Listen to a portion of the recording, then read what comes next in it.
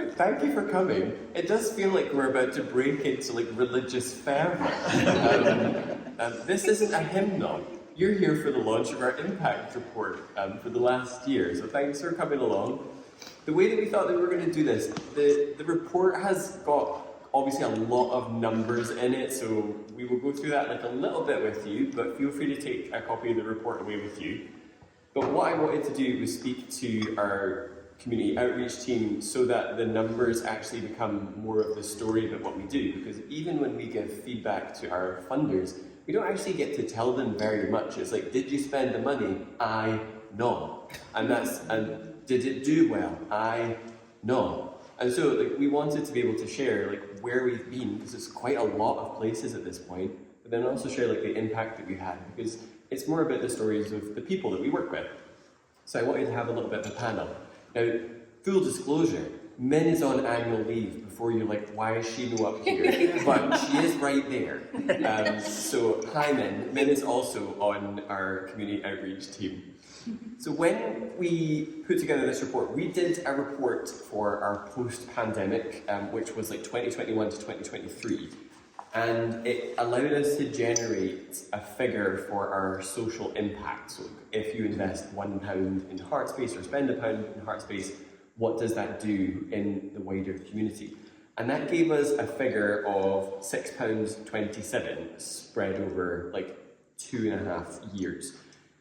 What we have done this year is done this for 1 year in total, and it encompasses the time that we had with Rachel's role in the community. Rachel was doing 20 hours in the community working part-time, and it has allowed us to kind of compile the numbers. Now we are out in the community and we have got Rachel on 25 hours and we've got both Andy and Min working part-time. So it doesn't encompass either Andy, Min or Rachel's increased hours at all. So what I will say is, come back next year, the report will be even more exciting, but we digress.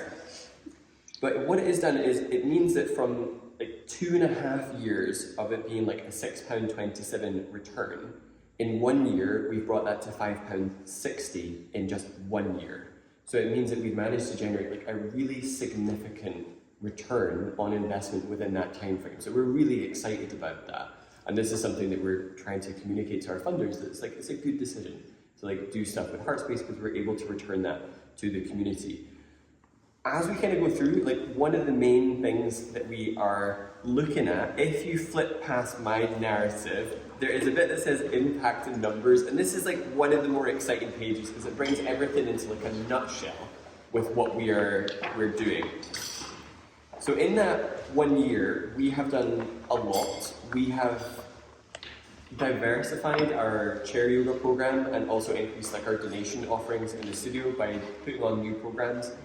And so this means like in that 1 year, we have been able to offer like frustratingly one person shy of 600 postnatal class spaces, one cancellation away.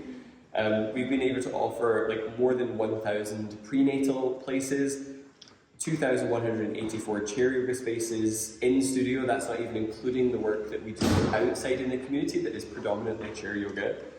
And then that we have managed to work in community settings like community centres, in schools with 3,518 people, which is like a huge amount in that 1 year. And that was with Rachel alone, one person. Now it's a team of 3. Since then, we've also been, you probably noticed that we've got like loads of solar panels. We've been conserving energy, saving energy, as well as like kicking about in a really like nippy electric van, which has been, we've been able to calculate our CO2 emissions, and our pay what you can donation went from like, I think it was like maybe like one class on a Sunday, now to our entire Sunday program and also our Tuesday evening. We've got a special slot we do on a Tuesday evening program, has now gone up to like more than 4,300 people taking these donation spaces. So that model is working really well, where people can choose on a sliding scale of what they feel like they can pay for a class. Those that feel that they can pay more, and it helps subsidize anybody else that wants to access that. We've also been able to work with like 1,100 kids and families in studio, and that doesn't include the ones that we've met out in the community, in schools, in nurseries, and we've been doing a lot of that. So that's like a really like quick snapshot of the numbers. What we do is like there's a lot of pages of like how we then use the metrics to then calculate things, and using various deprivation markers to actually calculate the cost. So those of you that are like, what does Finlay do when he's not doing this stuff? That. And I don't even like Excel, so that is like, you're welcome. Like, you're welcome. I bend for a living. I don't do that, but apparently I do. So the way I wanted today to go is I've put together some questions to ask our community team so that you can get a little bit more information about what we do, but also they do so much in the community. Like, we are working in like really secure units, we are working in inpatient services, we're working in schools and nurseries, and the volume of people that we're working with has really increased to the point that we're pretty much like fully booked until the end of this grant, which is like April, May. Like, we've got no other capacity to take that on. So one of the things that we're hoping for with our next funding bid is to increase the hours for everybody that is doing that, so that we can do a little bit more as well. When Andy and Min came on, one of the things that we wanted to do was take our 6 and 8 week block model that we've been touring around with Rachel, which is what this report speaks to, and setting up like permanent locations in the community. So for example, Min's got like a permanent class in a couple of community centres, and this means rather than doing 6 weeks here, 6 weeks here, we can take some of the groups that we work with and say, come here and share this resource, and it's going to be there permanently. And so even from, I think, Min, your first week, you had like a permanent placement up at the Crescent, and we've been creating these relationships as we go around. And he's also got some permanent placements, as well as keeping some time so that we can do more school stuff. Because we noticed in Rachel's first year that when we got to Christmas of Rachel's first year, that we ended up fully booked because there was a couple of weeks off at Christmas, and we barely went to any schools between Christmas and April because the schools were off for 2 weeks and everybody else nabbed all the spots. So we could be just in schools with 3 members of staff and never visit another community centre or do anything here and still be oversubscribed. And so that's wild to us. So I've got questions that I've pre-made. So what I'm gonna ask, there's gonna be some cringe moments, we'll edit that out. So my main thing, I'm going to come to you first, Andy, is like, what is your skill set and what do you do? Because each of our community team does something a little bit different in the community. I think I'll speak to this in like what I do with the majority of my time. At the moment, most of my time is in primary schools, secondary schools. In particular, I'm going to the Super School, the new campus, and they have a whole unit for kids who have additional support needs of like a ranging variability, and I'm in there. I've been visiting loads of those classes, but yeah, mainstream primary schools most of the time, like 30 kids, trying to get them to breathe at the same time. It's so much fun. But I come from like a background of teaching dance to lots of kids, so I kind of used that to make it more collaborative and interesting and fun for them, so they're kind of running around. It's not really like your classic, we all sit on a mat and do yoga, because often that's unachievable, isn't it? So sometimes we're running around doing yoga, but we're still achieving the same thing. So yeah, I think it's more for me, most of my time is spent with like young kids doing that kind of thing. But I also have my favourite class, no offence to all the other classes, my postnatal bar, when I get to hang around with all the babies. I love that.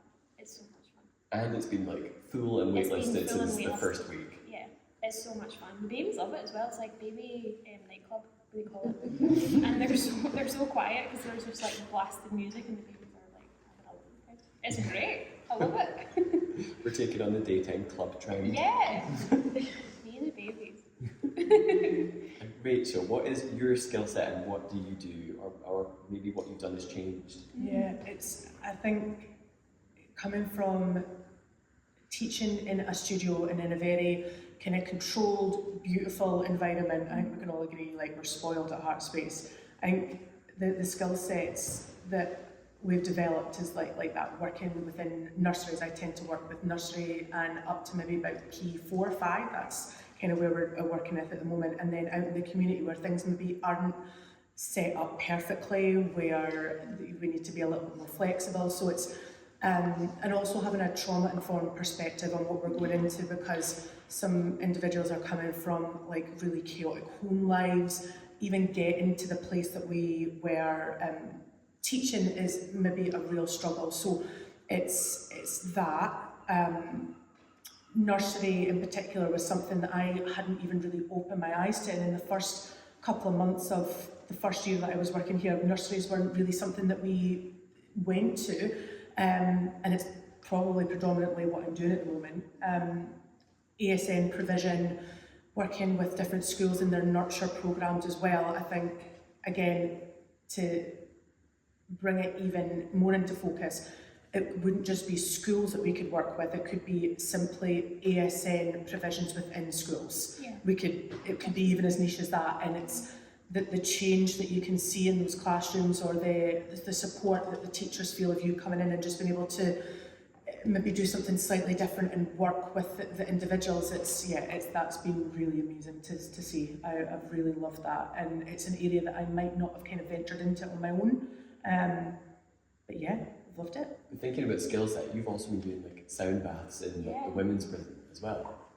Yes, I forgot about that. So some of you may be aware that there is a Bella unit is located within the kind of Hilltown area of Dundee. So it's a secure unit, but it is helping women either transition back out into the community where they manage their own budgets. It's a very looking at it as a holistic approach. So we started off with a chair yoga class there, and it just wasn't a good fit for them, and what was it? So we kind of pivoted, so we do a sound bath every week there now. That's one of the permanent classes that I teach. And the best thing is the women just come in and fall asleep. That's so good for them. Yeah, and considering that it's obviously it's a secure unit, there are lots of things going on. It's a high stress environment for both the staff and the residents. So coming in and seeing them being able to kind of relax and chill out the nervous system is really lovely. Takes a little while to get to the security though, so it's not. it's like 2 hours rather than like the hour for a class. But yeah, overall it's great. So I get to meet with the community team like fairly regularly, and I get to hear usually like either on the phone or in a WhatsApp message like when like something really great happens, but also hear when maybe something not so great happens. But we're not going to talk about that. Like, what is like your best like impact example? Is there like one group that like stands out for you? This could be like one person who's come up and was like, that was the best thing that's ever happened, or is there a group that's maybe resonated the most? I think it kind of links into what you were just speaking about specific community groups being able to calm down and trust you enough to just be still, because that is really sometimes quite inaccessible for people for loads of different reasons, and when you're with them a lot and they end up just lying down and being still and breathing, like that doesn't feel like, to people who come here, it doesn't feel like a big thing, but that's quite an intense experience for a lot of the people that we see. Because you said that people have really kind of warmed to like the Tayside Drug and Alcohol Service, Yeah. that they've really been able to like take that on board. Yeah, they love that. They fall asleep, and one of them. It's a compliment. It's brilliant. It's so nice. One of them said that it was fandabuloso afterwards when she woke up, and I thought that was great. I heard anyone say that word.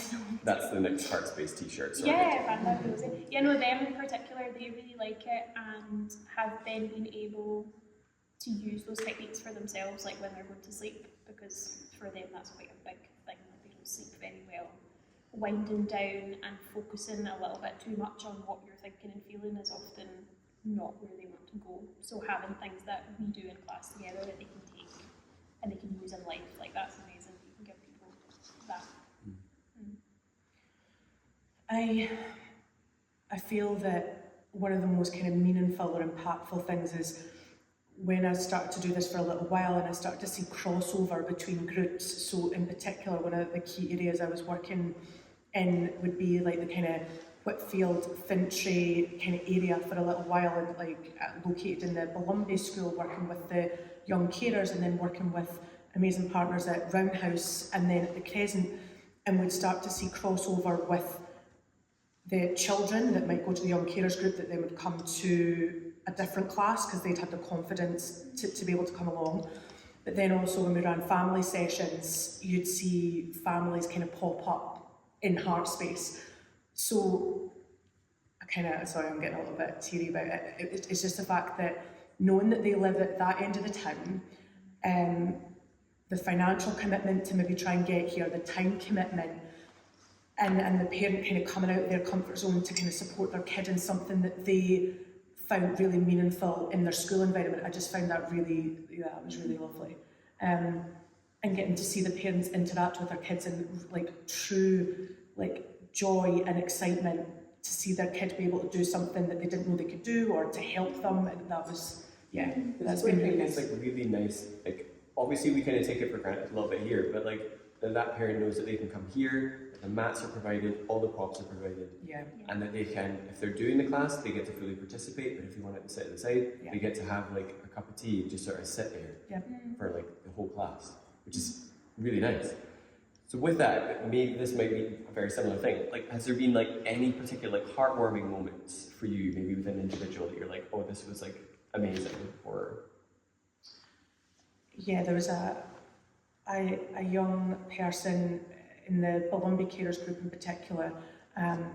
They would come along to the class, and it was a running joke. I promise this did not happen, but it was a running joke that she said that I broke her back every week. She was like, you broke my back. And her and her parent came along to sessions here, and I don't know, it was just the fact of she felt really carefree coming into this space, and she kind of could show her mum what to do and the props to get, and it was a really, I could see that it was just a carefree experience for her, and I know that wasn't always the case. And just again, I think we undervalue some of the things that we do, or the impact that it can have, but how much of an impact can 30 minutes, 45 minutes in a school have, but it's really meaningful. Because that family took time out of their evening to come and spend time with us, and it was just, it was really nice. That's so nice. Yeah. Don't get me giggling. Sorry. I'll try not to commit mine. There's a couple of them that actually stand out. Recently I've been working with the ASN provision at the new super school, and one of the participants that we've had, he doesn't speak very often. He's not completely non-verbal, but he doesn't speak very often, and at the end of one of the classes he just said namaste by himself without me prompting him, and I was he's been connecting with it, and he knows, and he picked that out and he said it, and it was so exciting.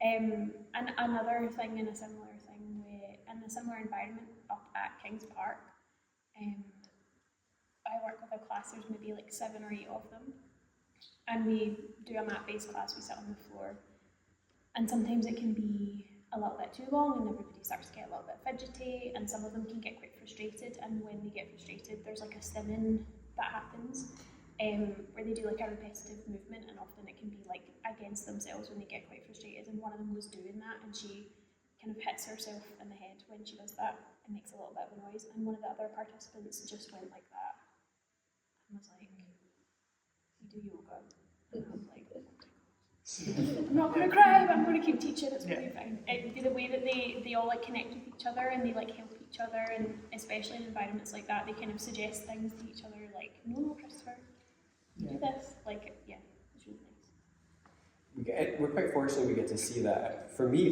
when we did the bathroom renovation, which was also kind of within this time period, it was thinking about the clients that are coming here, and the chair yoga classes in particular. I teach a chair class that's not on the schedule for amputees, and so the demand for how the space is going to be used is a little bit different.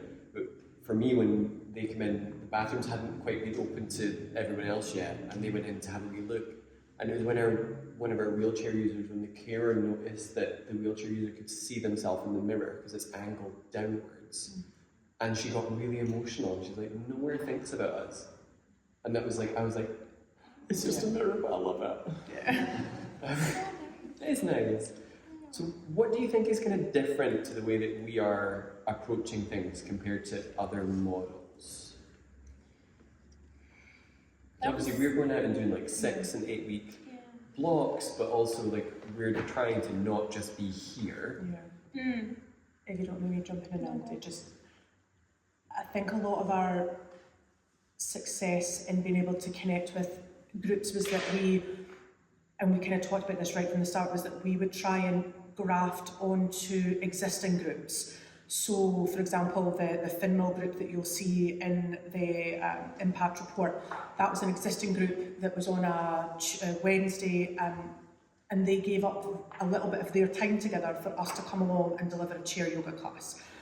And that's just a small example of how it wasn't top down, it wasn't us thinking we were coming into an environment and providing this amazing class and people would just magically show up. It was going out to people at a time that was convenient for them in a place that they felt safe and kind of morphing around that. And I think that's where a lot of the success came from being asked to come back, or groups then maybe wanting to participate in external things because we'd had that time with them. And also meant that you weren't getting a class off of the ground completely every 6 to 8 weeks. They already knew the time, they knew the place. There was often food associated with the, teas or coffees or breakfast clubs or dinners, so that again you could feel that you were asking someone to come along, and it wasn't maybe taken away from the fact like they were coming into a safe place. And I think that's been one of the big differences in how we've chosen to approach it, rather than just getting a hall, getting some space and then asking people to come along. Yeah, because most of our sessions are not open to the public. It's No. usually like direct referral with specific groups, and then we try and create a network if we've worked with more than one group to like pool the resources together, but it's still not technically open to the public, because what we used to see is we would see a lot of West End folks taking resources around the city just because it's free and open to the public, but then nobody in those locations actually accessing it. And so it's a real shame. So we wanted to kind of not necessarily be open, which is why you don't see the classes advertised on our schedule, because then, you might book it and just rock up and be like, oh, no, no. Not for you. I have nothing further to add. You have nothing for Great. What are the differences between mat-based and chair yoga practices in a community setting, and what are the unique benefits? Because I've noticed in the conversations that we've had is that some places have tried mat-based and it's just maybe not been what folks needed, and then there's a reluctance to do it. But the demand for chair-based has been huge. Yeah, it's more accessible, like literally more accessible to sit into a chair for a lot of people, but also like metaphorically, I suppose, more accessible of like, I sit in a chair and I sit in this chair in this space all the time. Like you say, we morph around where they are, and they go and they often sit around a table and they're in the chair that they sit in. And the only thing that changes is that we do a little bit of movement in that chair that we sit in. So, And a lot of places have chairs, Yeah. sofas, that kind of thing. yeah, Yeah. it feels like familiar and easy and less of a barrier than lying down on a mat on the floor with your shoes and socks off. Like that also is sometimes like, no, not doing that. So making it as comfortable as we can, I think the chair is helpful for that. I don't know if you found that. Yeah, it's a little bit twofold. So from Like a chair. from the teaching point of view, it's kind of humbling yourself to understand that just because you've taught something in a certain way for a period of time that's been successful, that doesn't automatically replicate into every situation. So it's kind of taking that step back and going, what can I learn from the people that are in front of me? What are they telling me, rather than kind of going in and thinking, I know what's best, I would need them to stretch their neck, stretch their arms, this will be good for you. It's kind of taking on board that verbal or non-verbal feedback that you're getting. And then I think, as Andy was kind of alluding to, that it's acknowledging the vulnerability and the vulnerable position that these people are putting themselves in when they ask you to come in. So things that we take for granted, like whipping your shoes and socks off, that you've got a yoga mat, that you can get up and down from the floor. Even the space that you're utilising, like it's just, it's just, again, we've worked with Women's Aid, Razak, individual groups within there a little bit more targeted, and it's even being aware of the position that chairs or yoga mats are in the room for those individuals, because perhaps having their back to a door is super triggering, or having windows around the room, or lying down with your eyes closed in a dark room. Like, we take that for granted, that that's a safe, relaxing thing, whereas for a lot of the population that's not. So yeah, it's really humbling when you're like, oh, all the things I've learned up until this point kind of don't fit, and I need to relearn how I interact with people and how I teach. That's It's in that way that it becomes community-led. Yes, totally. This is always one of the things that we get asked in funding applications. How is it community-led? It's kind of difficult to put that across, that that's what we do, because they usually want you to say that you've put out a questionnaire that one person in 100 actually answered and you took the answers.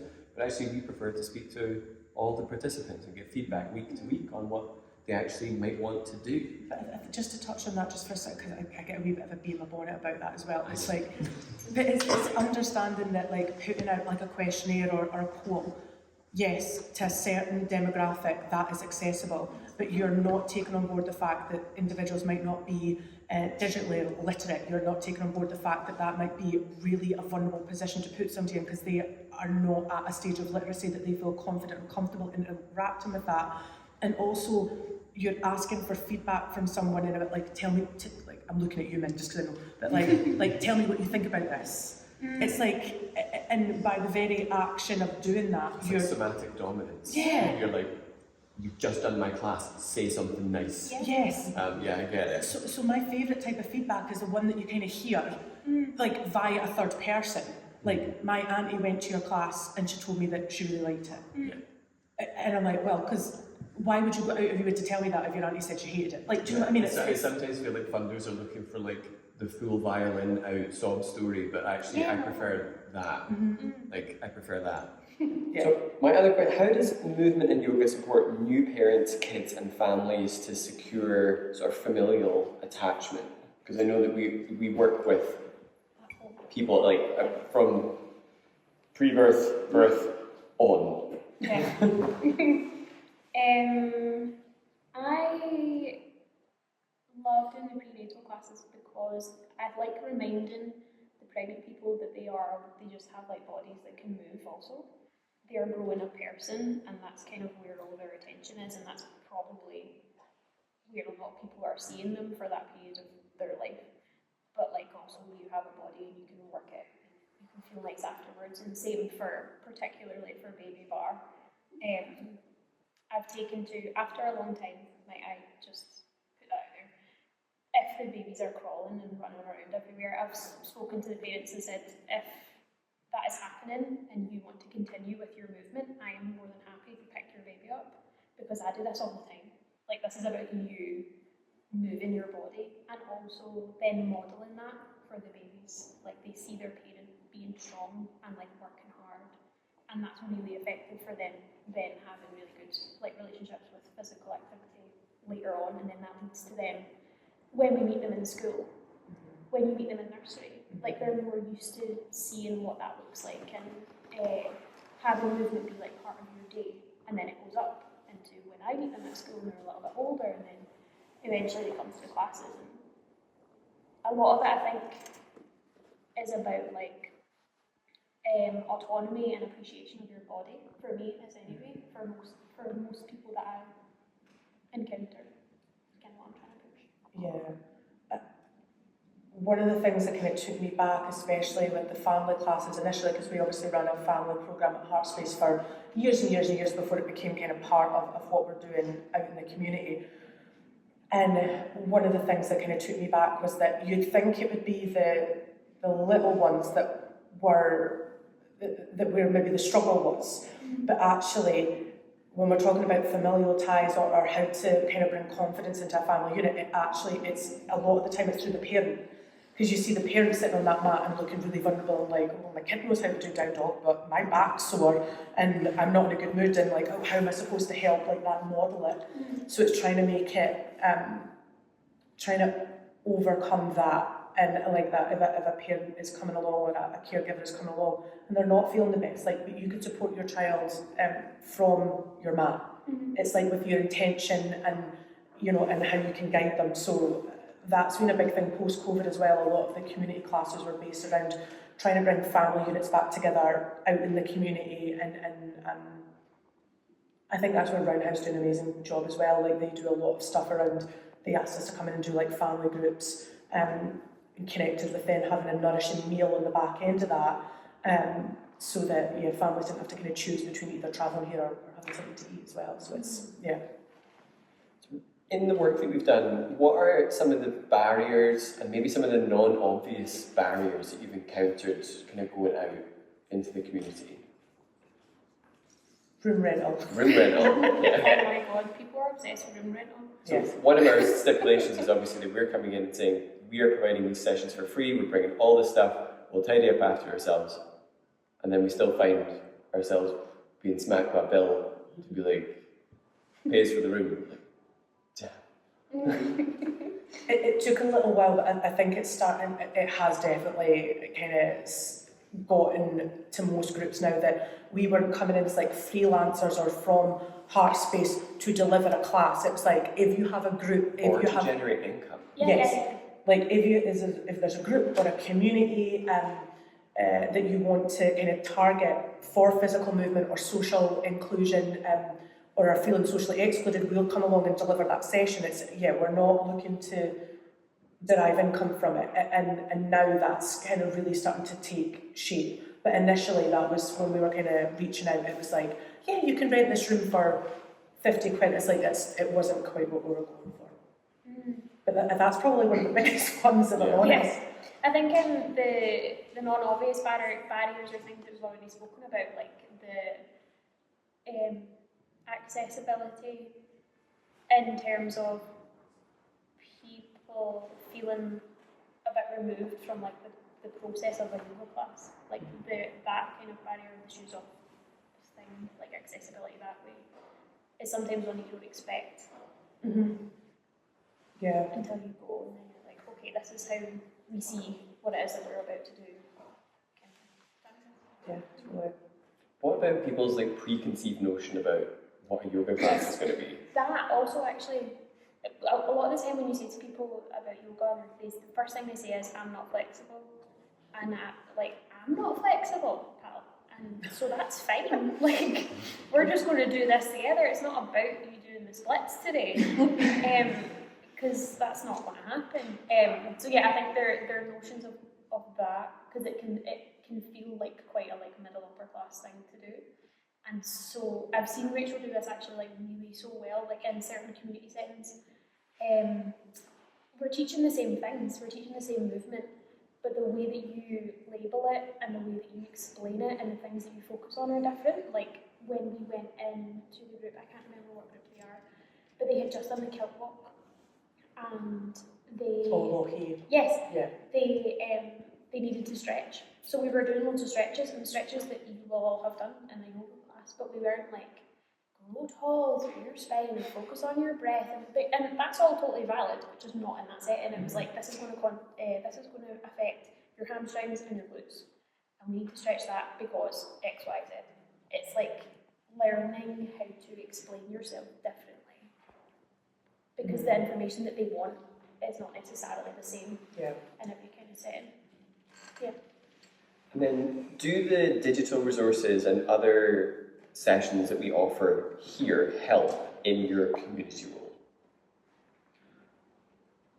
It makes me feel really proud that I can go into a community group, a setting, deliver a 6 to 8 week program, and on the back end of it, I'm not just like, bye, or go to the, I've got the QR codes now, we've got the digital library that you can then signpost to, and it kind of closes that loop, and the amount of people that have come out, oh, that's amazing, like, thank you so much. And I think I'd undervalued that initially, and then when I see like the view counts or people taking me up on that, like they're actually actively waiting at the end of class to scan the QR code or to for me to show them how to get onto the online resource. That's been really great. It just makes it less kind of heart-wrenching to leave the group, because you're like, I might not be back for a little while, but like here, like we've got something for you, and in the same type of language that you're used to. We're not just sending you somewhere else. So yeah, it's been really helpful. Yeah. So one of the things that we've done is we've created like a chair yoga resource library. So it's like 5 classes that people can do anytime, anywhere, within the Heartspace app or on any computer or on their phone. But we've also put together like a community resource package, which is like meditation. There's some prenatal work in there, there's postnatal work in there, there's chair yoga, there's like some smaller, like just a couple of minute long videos that people can do pretty much any time that they feel like they might need it. We were going to call it like The emergency toolkit. the emergency toolkit, because it's like the meditation that Andy's taught people to kind of prepare for, going to bed at night if your brain is feeling really busy. It's like a minute. It's great.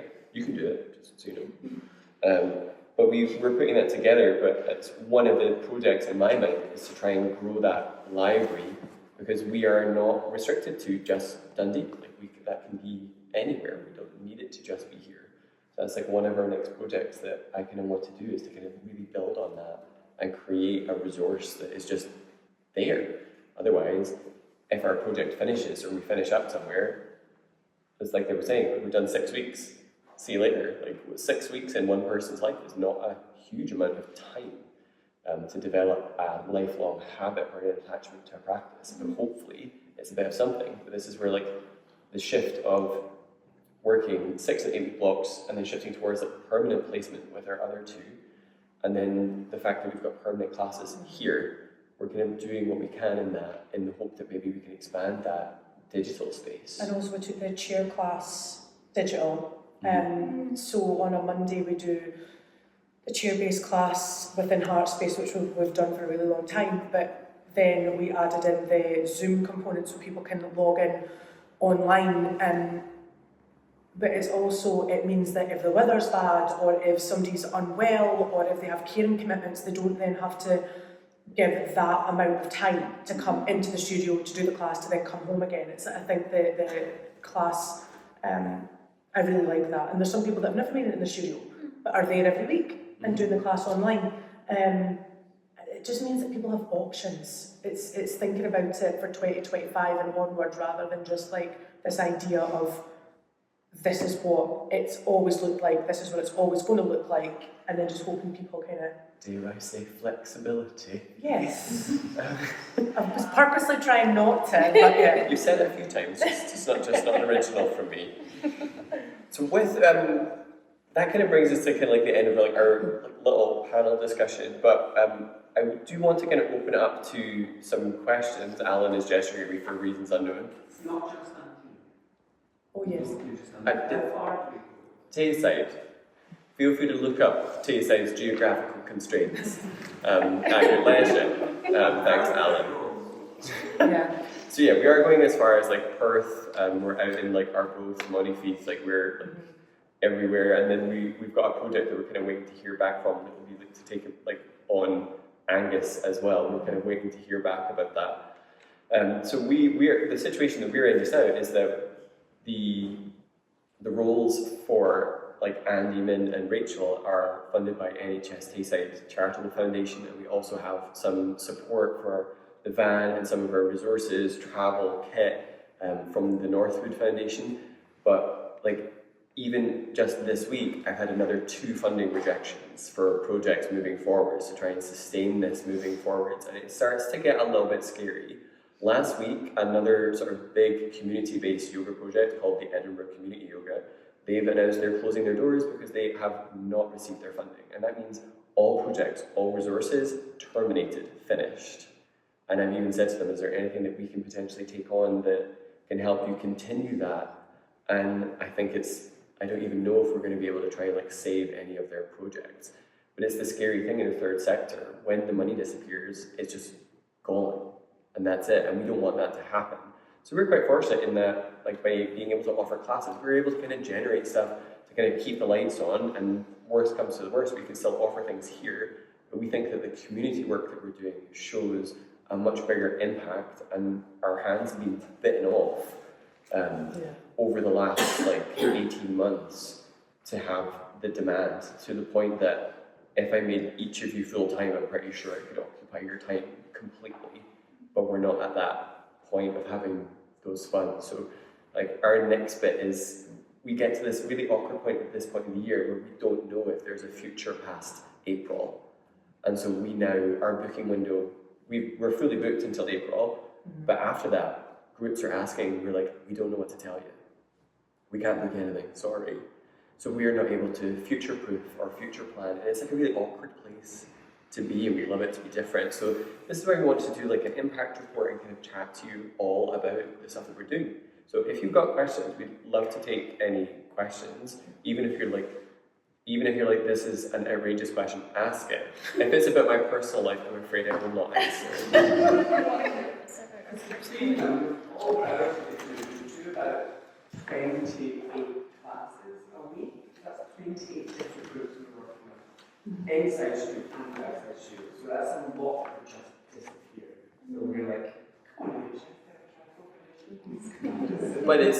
But we shouldn't just be beholden to just one fund, because then it's really scary, you know. So it's It doesn't count that Alan said something. That wasn't a question. That was an Alan Lambie interjection. Yeah. So taking your funding stuff up till March next. Till April. Yeah, start of April. So the stuff that you do in the community is great, and our team, the community health team, we could I have love you guys, you're so good. every syndrome, Yeah. the age spectrum, do some work with health and education. I think you could be in every school, Yeah, you could be in totally. every clinical setting.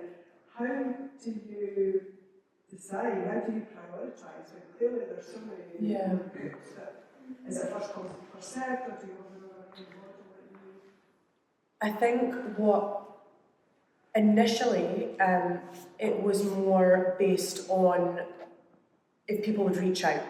So if people reached out to us and they said, we have this group, or for example, Katrina, she was so helpful in getting stuff set up initially, and she was like, I've got this amazing group, you'd love it, come along. And then it started to come from word of mouth. So it's not really like, I wouldn't say there's like a hard and fast like criteria, or like, it's more when they would want us to come along, do we have availability to deliver that? And can we make it happen? And there's some times where that trifecta comes together and it's amazing, and then other times for a little while we were like, why does everybody want everything on a Tuesday at 11 o'clock? Yeah. It was like, it was ridiculous. It was like 4 groups at Tuesday at 11 o'clock, and we were like, I can't. And then it was Wednesdays at like 2 o'clock for a wee while. So I don't know if that's really succinct, but hopefully it kind of gives you a little bit of an understanding. Between year 1 and year 2, like when Andy and Min came on board, we were able to kind of go, okay, Rachel is going to prioritise her time with 6 and 8 week blocks and travelling in the community, and she'll have use of the van. Andy and Min were going to kind of split up in that Andy can work with like kids and young people, as well as deliver like chair based and other things. Min were going to work like yoga, chair yoga, adaptability, pre and postnatal. And so this meant that we were kind of able to divide like the inquiries that were coming in to go, okay, kids and family over here, pre and postnatal chair staff over here, and we were able to split up our time and then start deciding like where would be really good places strategically to set up a permanent base where we can refer other people into. So year 2 has been quite interesting from that. So it has meant we've been able to prioritise the time in different ways so that we can get out to more groups. So like our list of groups that we worked with for year 2 is going to be a lot more than there is even in this report, because it doesn't take into account any of the work that Andy and Min have done this year, or any of the work that Rachel has done this year also. Is that the same the schools? The schools get in touch with Heartspace? Yeah, so schools reach out with us. Active schools sometimes send us stuff. Sometimes active schools are like, "Can you be there tomorrow?" We're like, "No, but thank you for asking." So we get inquiries all the time. Sometimes we've got teachers that come here and then they go, "Oh, I could probably get them to come to my class." We're like, "Yes, you could." All primary schools are. So we do everything: primary school, secondary school, nursery, ASN provision, like all of it. One high school so far, and that's in families. Yeah. So the high school, we've been at the Greenfields Academy, like the new super school. We've been out there. We're working with Active Schools next week. They have a project they've been working on. It's Girls for Change, so it's bringing in the Ardell Community Centre, we are girls that have either shown kind of some level of like social exclusion, or there's a reason why they've not been in sports or becoming more inactive.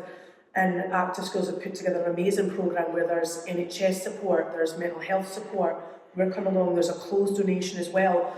So that is an older age group that's going to be working with S1 to S3. And we're doing that in 2 tranches. We're going to be doing two separate classes there. But yeah, it's kind of venturing out into a little bit of an older age Our group. school pathway, sometimes we come in by different routes. So you've also been working with like young carers. Yeah. And so this will be like kids identified with like care responsibilities. So we'll actually come in to work with them specifically. But then also we're working with a group called the Best Foot Forward. So we end up kind of working with like kids and families simultaneously. Usually also centered around like food and healthy eating habits, where we're coming in to do that. So there's lots of different things that kind of pull us into different schools. Yeah. But again, like I said, we could probably just do schools and be fully booked, which would mean we'd be sending you into a school, which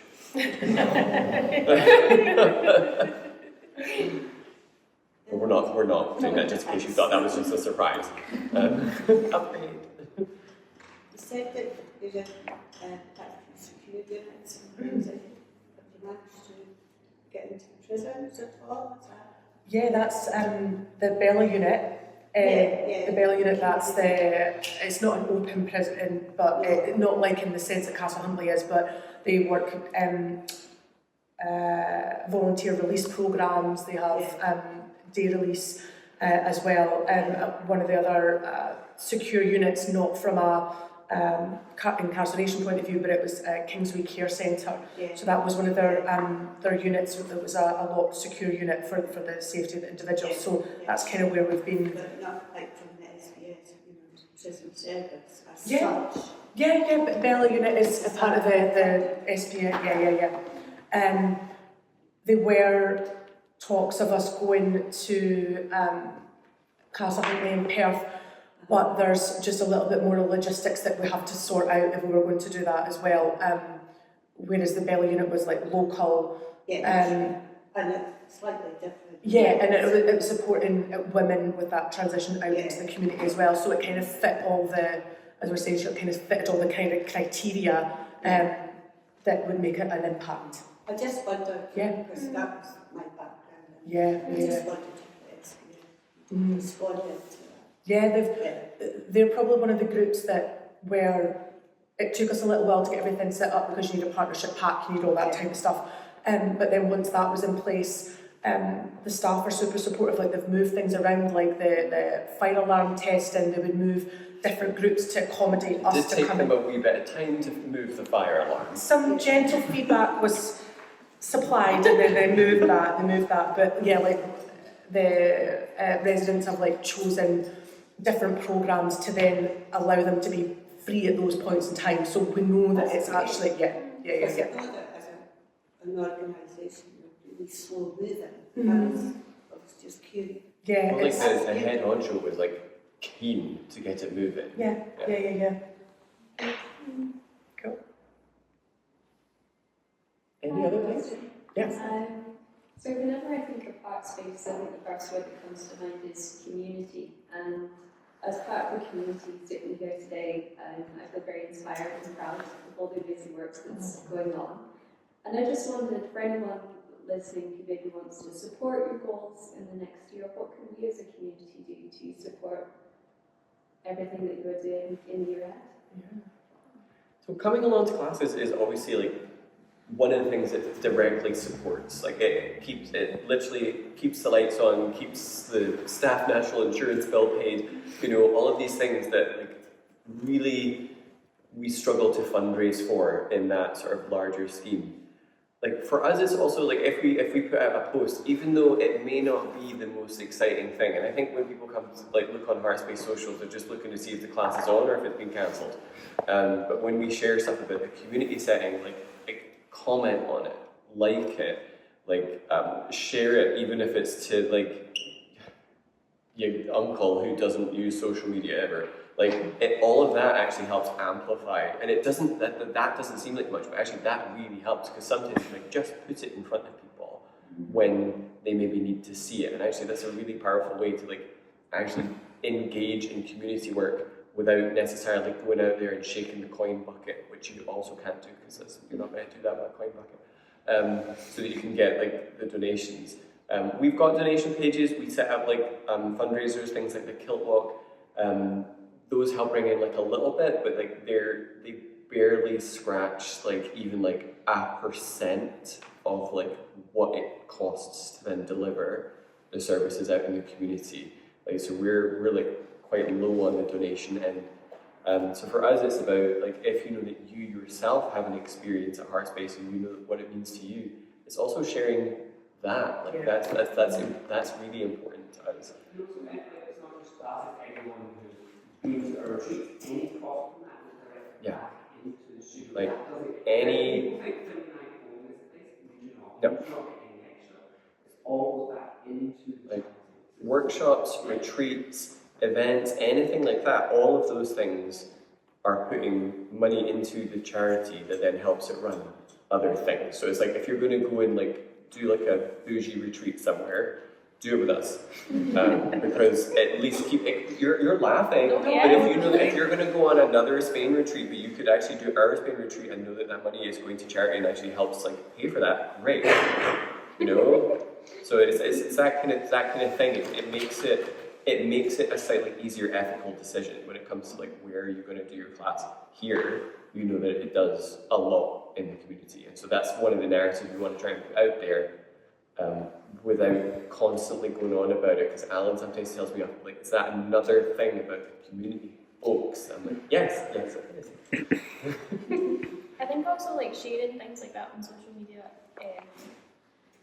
like amplifies the fact that people who aren't able-bodied, cis-white people usually, do yoga and can do yoga. Like recently, one of the videos you shared was from, I think, the amputee chair class, and that's amazing that like people can see that, because people often don't have contact with other people who are physically different to them, and to see them doing something like that and like achieving a thing. Well, so for example, Scott came to the retreat day, That's amazing. and so he's a double amputee for the lower body, and he said to everybody, like, look, it's, you know, it's obvious, just ask me stuff, I'm not going to be offended, like, ask me how it works, ask me how it feels. He was like, I'll talk to you about it. And actually it was really great because quite a lot of folks were chatting to him, mostly because he doesn't stop talking. Talks all the time. It's all the time. So at least it directed the narrative. Yeah. But that like visibility is like really important. But also the generosity of somebody like Scott or people in our community settings who then allow us to ask the questions so that we can learn without putting too much of an emotional burden on them. But it's just like that, somebody being so open to say, like, ask me questions, how does this feel in your body? He's come forward even to say, like, please use me for like a social media thing. Yeah. Like in the community, like we can't, at the Bella unit, we can't be taking a selfie. We can't share that image, we can't share those stories, we can't share names. Like, and in a lot of our community settings, we really can't share images or any of the impact that we do because of just the nature of the work that we do. We need like very specific permissions most of the time, so it can be really challenging to actually get to see that. One of the other reasons for today is that this is also like a Meet the Trustees event, so we've got some of our trustees. If you want to put your hand up, trustees, hi. But we're always recruiting other trustees, so if you wanted to even have a way that you thought, actually, I would love to try and like steer or give some advice of how to move the organisation forwards, or you felt maybe impassioned to do so. It's like a volunteer position. We do like a Zoom meeting, like what, once every 4 months? Once maybe? a quarter, yeah. Once a quarter, which so it's not that much a period of time, but these things help us kind of move things forwards. So for example, like I'm in here teaching like all the time, but I also do all the funding applications, do all the classes, do all the, like most of the social media. If anything new happens outside of here, new grants that open, things like that, and you know that you hear about it, I don't hear about it.